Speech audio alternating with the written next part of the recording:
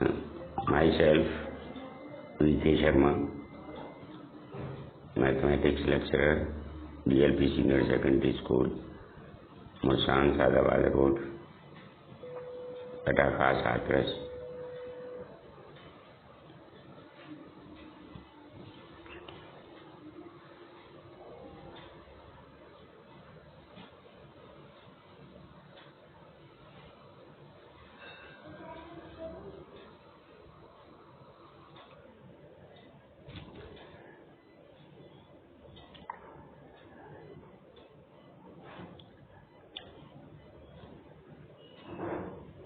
We told you about relation. Now we have to tell you some type of relation.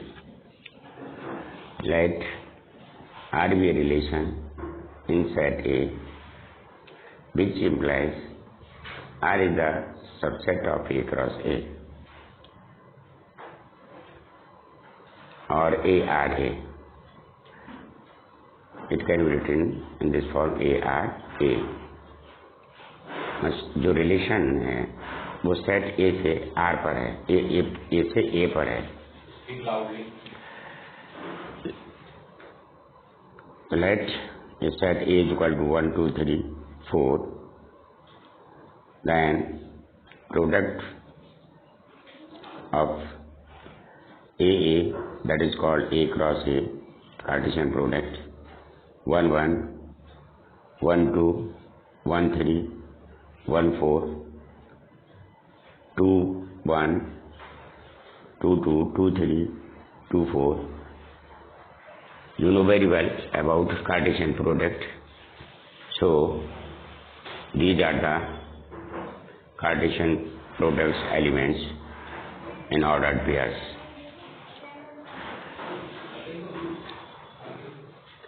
Now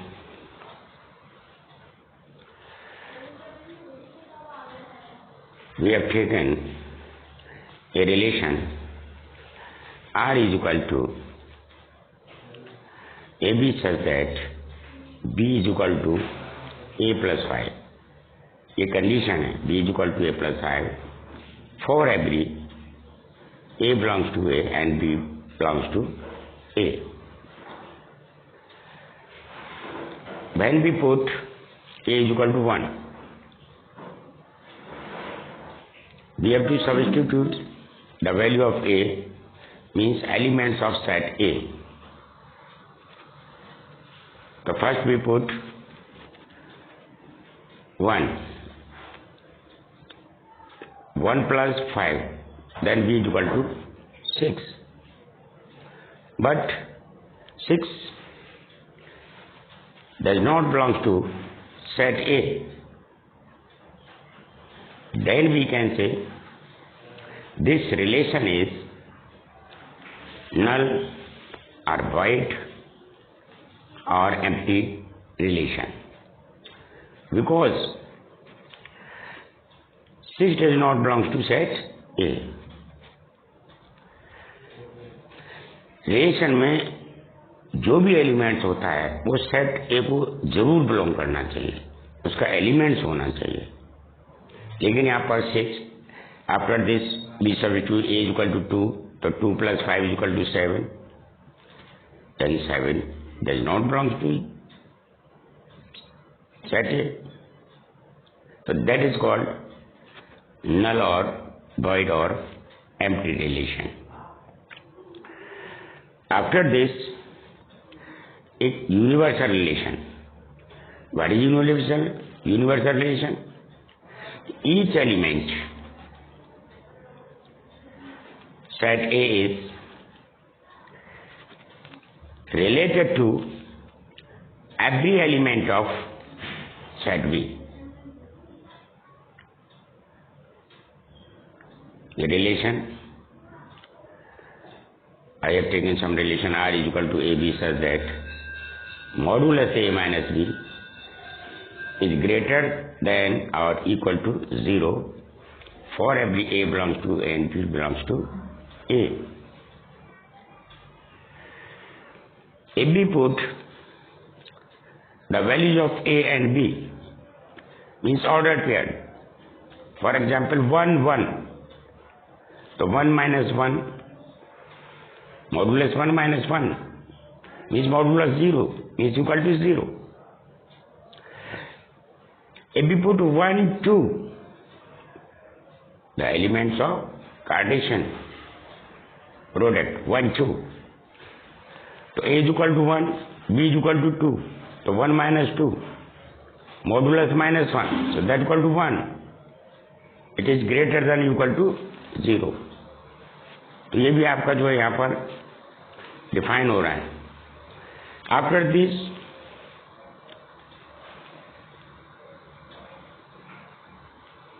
हमने element लिया, for example 2 1, तो 2 1 is the element of Cartesian product A cross A. Then A is equal to 2 and B is equal to 1, तो 2 minus 1, modulus 2 minus 3, modulus 1 is equal to 1. It is also greater than 0.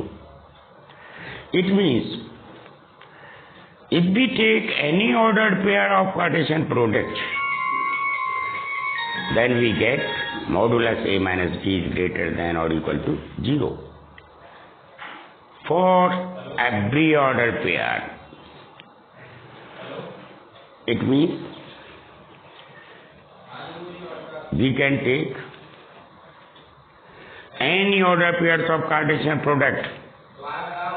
It is defined modulus A minus B greater than 0. It means जितने भी order pairs के elements हैं, Cartesian product के जितने भी elements हैं, वही सभी रिलेशन के भी एलिमेंट्स हैं. Then we can say it means R is equal to A cross A. तो इस सिचुएशन में ये जो हमारा रिलेशन होता है that is called universal relation.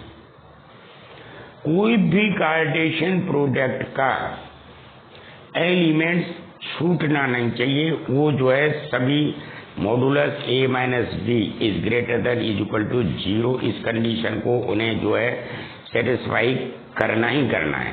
तो यहाँ कोई भी एलिमेंट ऐसा नहीं है जो लेफ्ट हो रहा हो कि जो इस कंडीशन को सेटिस्फाई नहीं कर रहा हो. मीन्स जो भी एलिमेंट्स हमारे कार्टेशियन प्रोडक्ट के हैं वो भी रिलेशन के भी एलिमेंट्स हैं.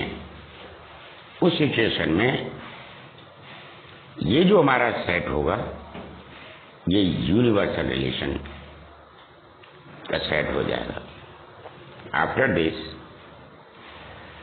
Identity relation R is equal to AA such that A belongs to R. AA means जितने भी ऑर्डर्ड पेयर्स के एलिमेंट्स हैं वो सेम होने चाहिए. जैसे A cross A Cartesian product में 1 1, 2 2, 3 3, 4 4, लेकिन इनमें से हमने कुछ ही लिख रखे हैं यहाँ पर. 1 1, 2 2, यहाँ पर 3 3 नहीं है, 4 4 ऑर्डर पेयर नहीं है. अगर ये सभी होते 1 1, 2 2, 3 3, 4 4, क्योंकि there are only 4 elements in set 1 2 3 4, और सभी के ऑर्डर पेयर सेम होते हैं. उस कंडीशन में एक हमारा रिलेशन होता है that is called reflexive. What 4 elements हैं, there are 4 elements in set 1 2 3 4, but यहाँ जो ऑर्डर पेयर्स हैं केवल 1 और 2 के सेम है. 3 4 के ऑर्डर पेयर्स नहीं है. इस कंडीशन में this relation is called identity relation. और अगर जितने भी ऑर्डर पेयर्स हैं, जितने एलिमेंट हैं, उन सभी के ऑर्डर पेयर सेम होते हैं, जैसे 1 2 3 4, तो 1 1 2 2 3 3 4 4, उस कंडीशन में ये जो रिलेशन होता है तो हमारा रिफ्लेक्सिव रिलेशन कहलाता है. जैसे मैंने लिखा है, I have written R is equal to a for every a belongs to a, means जितने भी एलिमेंट सेट ए के अंतर्गत है, अंदर हैं, उन सभी के ऑर्डर पेयर अगर सेम आ रहे हों तो उस कंडीशन में जो रिलेशन होगा वो रिलेशन हमारा रिफ्लेक्सिव होगा। आफ्टर दिस, अभी हमने आपको बताया व्हाट इज नल और वॉइड और empty relation, identity relation, universal relation. लेकिन हमारे यहाँ कुछ कंडीशन होती है। एक रिलेशन होता है इक्विवेलेंस रिलेशन। इक्विवेलेंस रिलेशन की जब कंडीशन हम सेटिस्फाई करते हैं तो वहां पर रिलेशन की कुछ कंडीशन होती हैं कि एक हमारा रिलेशन होता है रिफ्लेक्सिव, एक रिलेशन होता है सिमेट्रिक, एक रिलेशन होता है हमारा ट्रांजिटिव। तो हम सम टाइप्स ऑफ रिलेशन भी देखेंगे, what is reflexive relation, symmetric and what is transitive.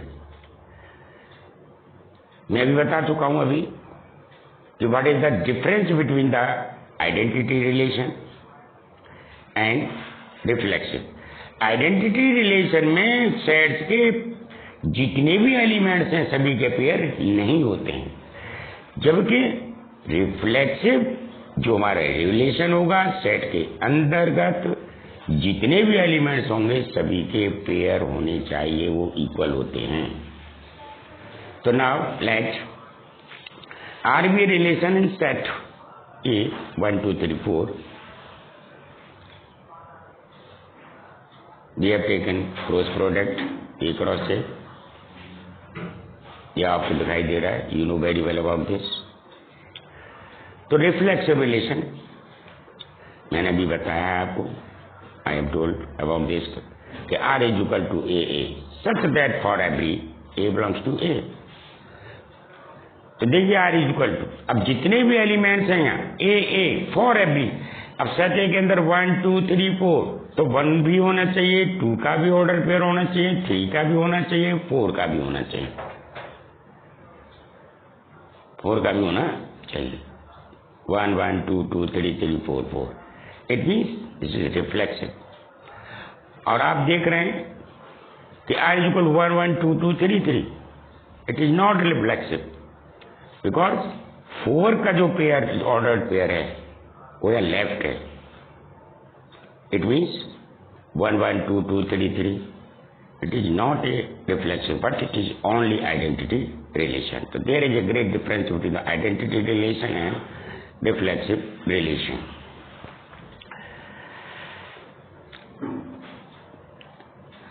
अगर relation R is equal to 1 1 2 2 3 3 4 4 and 1 2, ये जितने भी हमारे एलिमेंट्स हैं ये सभी किसके होते हैं? Cross product. क्योंकि रिलेशन जो है क्रॉस प्रोडक्ट का एक सबसेट होता है। अब आपने देखा 1 1 भी है, 2 2 भी है, 3 3 भी है, 4 4 भी है और 1 2 भी है, लेकिन हमें केवल 1 1 2 2 हमें जो 4 एलिमेंट्स है उन सभी के ऑर्डर पेयर यहाँ पर मिल रहे हैं और अलग से जो है इंक्लूड हो रखा है एक ऑर्डर पेयर 1 2। लेकिन हमारी जो कंडीशन है क्यों 4 एलिमेंट्स हैं, सभी के सेम एलिमेंट ऑर्डर पेयर्स में हैं और ये अतिरिक्त है, फिर भी ये रिफ्लेक्सिव है। अतिरिक्त तो उससे हमारा कोई मतलब नहीं, लेकिन जितने भी एलिमेंट्स हैं उन सबके ऑर्डर पेयर के एलिमेंट सेम होने चाहिए।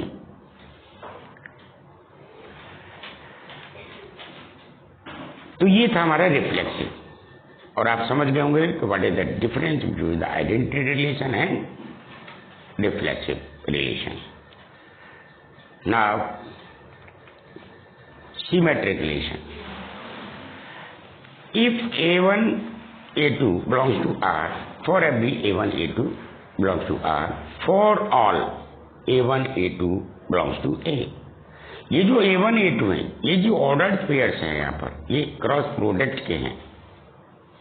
A1 A2, सपोज ए कोई सेट था तो उसका एलिमेंट हो गया, बी कोई सेट था तो उसका एलिमेंट A2 हो गया, लेकिन यहाँ पर एक ही सेट है तो it means cross product will be A cross A।